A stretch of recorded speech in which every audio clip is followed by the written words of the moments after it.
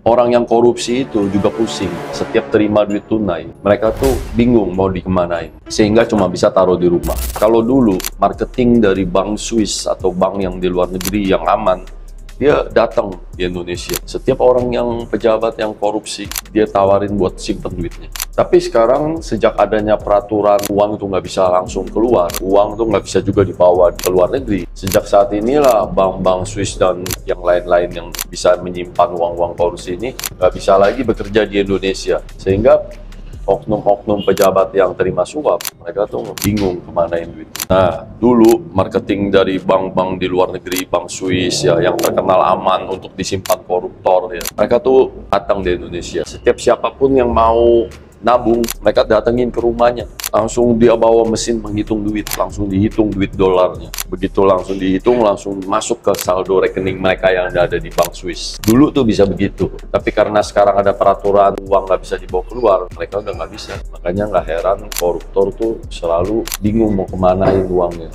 Karena mereka pikir gini, mereka juga nggak bisa foya-foya, karena mereka masih menjabat. Nah, mereka mau simpen dulu duit ini sampai aman, sampai tenang. Sampai kasus korupsi kejanggalan putusan hakimnya udah nggak disorot lagi di media. Baru mereka mulai bisa pakai duit mereka pelan-pelan nikmatin. Sebab seperti kita duga ya, sebenarnya dari kasus janggalnya itu, penyidik tuh udah mulai curiga dan mulai menyidik. Cuman langkahnya tuh sunyi senyap dan nggak bisa kita ungkap. Akhirnya tiba-tiba ganti presiden tegas langsung perintahin hasil penyelidikan pengembangan kemarin langsung dibuka gitu loh.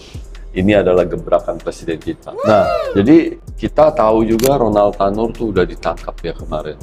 Dan pengacaranya yang perempuan itu juga ditangkap. Dan sekarang keberadaan bapaknya yaitu Edward Tanur atau ET itu sedang dicari keberadaannya. Jadi gini, pelajaran yang harus kita ambil adalah kita harus ingat bahwa uang tuh nggak selamanya berkuasa. Kebenaran tuh nggak akan bisa ditutupi selamanya. Karena nggak ada tuh namanya kebohongan yang abadi. Dan kita perlu belajar bahwa uang tuh nggak selamanya akan bisa menyelamatkan kita. Hanya perilaku kita lah yang bisa menyelamatkan kita. Oleh sebab itu, kalian mesti ingat, jaga karakter. Supaya suatu hari ketika emosi, nggak sampai mengakibatkan bisa membunuh orang. Supaya suatu hari emosi tetap bisa mengontrol diri kita. Jadi, bukan uang yang bisa menjaga kita, tapi diri kita lah yang harus menjaga kita. Biasakanlah selalu menjaga diri kita. Nggak peduli seberapa banyak pun uang kita, tapi hidup kita harus tertib, harus tahu kebenaran,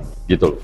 Tapi gini, ada baiknya kita undang yang terhormat pengacara Bapak Otto Hasibuan untuk bantu menjelaskan tentang masalah hukumnya kepada semua penonton kita. Lebih mudah bersama Monster Band. Kita nih selalu FYP di layar kalian.